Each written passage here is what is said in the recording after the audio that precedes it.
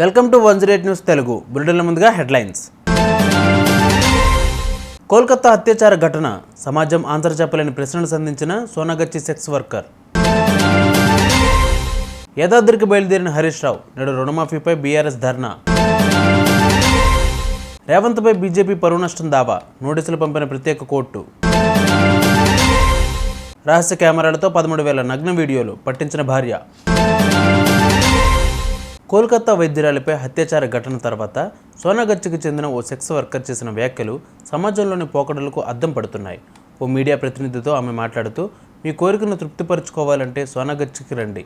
ఇలా చదువుకున్న అమ్మాయిలు, పనిచేసుకుంటున్న మహిళలపై దారుణాలకు పాల్పడాల్సిన అవసరం ఏముంది? 20-30 రూపాయలు ఇచ్చినా పనిచేసేందుకు మేము సిద్ధంగా ఉన్నప్పుడు వాళ్ళ వెంటపడి ఉసిరి తీస్తారు ఎందుకు అని ప్రశ్నించింది. సోనాగచ్చి లాంటి ప్రాంతాలు ఉండగా ఇలాంటి అఘాయిత్యాలు జరుగుతుండడాన్ని ఆమె వ్యాఖ్యలు ఎత్తి చూపాయి.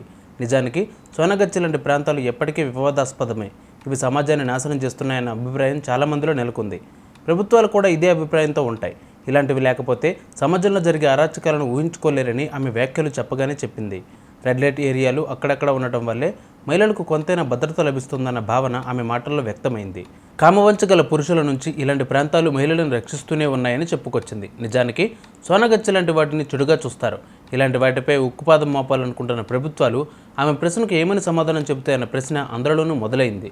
పురుషులకు రెడ్ లైట్ ఏరియాలు ఎందుకు అవసరమన్న మరో ప్రశ్నకు ఆమె బదిలిస్తూ, రెడ్ లైట్ ఏరియాలు లేకుండా మహిళలు బతకగలిగినప్పుడు పురుషులు ఎందుకు ఆ పని చేయలేరు అని ప్రశ్నించి సామాజిక దృక్పథంతో సవాలు చేసింది. రుణమాఫీ విషయంలో బీఆర్ఎస్, కాంగ్రెస్ పార్టీల నాయకులు తీవ్ర విమర్శలు చేసుకుంటున్నారు. రైతులందరికీ ఆగస్టు 15వ తేదీలోపు రుణమాఫీ చేస్తానని తెలంగాణ ముఖ్యమంత్రి రేవంత్ రెడ్డి యాదాద్రి లక్ష్మీనరసింహస్వామి సాక్షిగా ప్రమాణం చేసి మాట తప్పారని బీఆర్ఎస్ నేతలు ఆరోపిస్తున్నారు. ఇప్పుడు కొంతమందికి రుణమాఫీ చేసి చేతులు దులుపుకున్నారని తీవ్ర విమర్శలు చేస్తున్నారు. ఇందులో భాగంగానే ఈ రోజు నుంచి మాజీ మంత్రి, సిద్దిపేట ఎమ్మెల్యే తన్నీరు హరీష్ రావు ఆలయాల యాత్ర చేపడుతున్నట్లు తెలిపారు.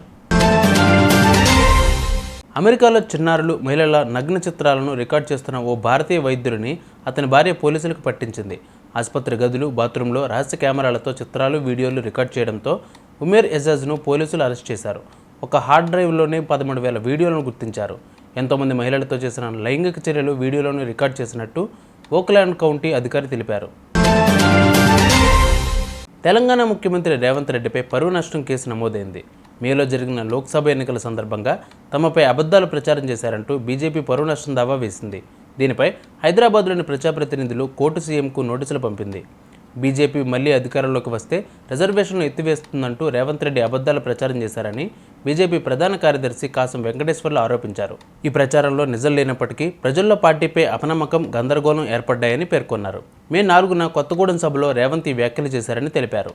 చూసారుగా, ఇవి వాళ్ళ బులెటిన్ అప్డేట్స్. మరిన్ని అప్డేట్స్తో మళ్ళీ మీ ముందుకు వస్తాను. అంతవరకు కీప్ వాచింగ్ 108 న్యూస్ తెలుగు.